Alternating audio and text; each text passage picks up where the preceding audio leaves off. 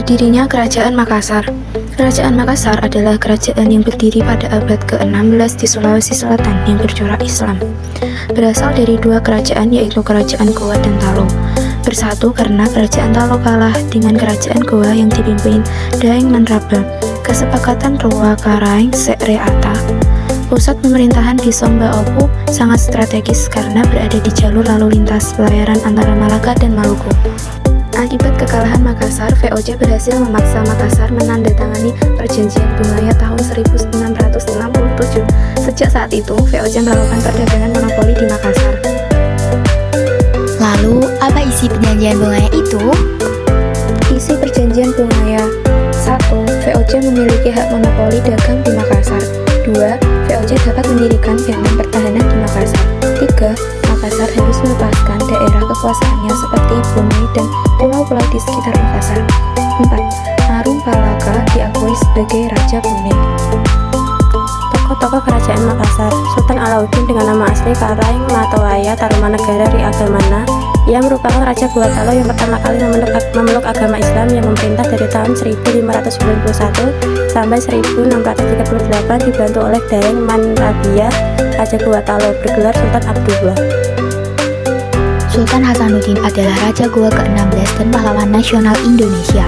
Ia mendapat tambahan gelar Sultan Hasanuddin Tomanangari Bala Pangganak. Hanya saja, lebih dikenal dengan Sultan Hasanuddin karena keberaniannya. Ia dijuluki The Hendis van het Oosten oleh Belanda, yang artinya ayam jantan atau jago dari benua timur. Aspek kehidupan politik: terjadi ekspansi atau perluasan wilayah ke berbagai daerah seperti Bone, Sopeng, dan lainnya. Kerajaan Makassar juga menjadi sangat ramai karena tumbuh menjadi bandar perdagangan pada masa Sultan Alauddin. Hingga pada pemerintahan Sultan Hasanuddin, Kerajaan Makassar mencapai puncak kejayaannya, namun tidak bertahan lama karena kedatangan VOC. Dengan berbagai cara, pada akhirnya VOC berhasil merebut Kerajaan Makassar. Aspek kehidupan ekonomi: Kerajaan Goa Talo telah menjadi pusat perdagangan di kawasan timur Nusantara. Kerajaan Makassar menjadi kerajaan maritim yang berbasis perdagangan, sehingga perekonomian di Kerajaan Makassar berasal dari pelayaran dan perdagangan.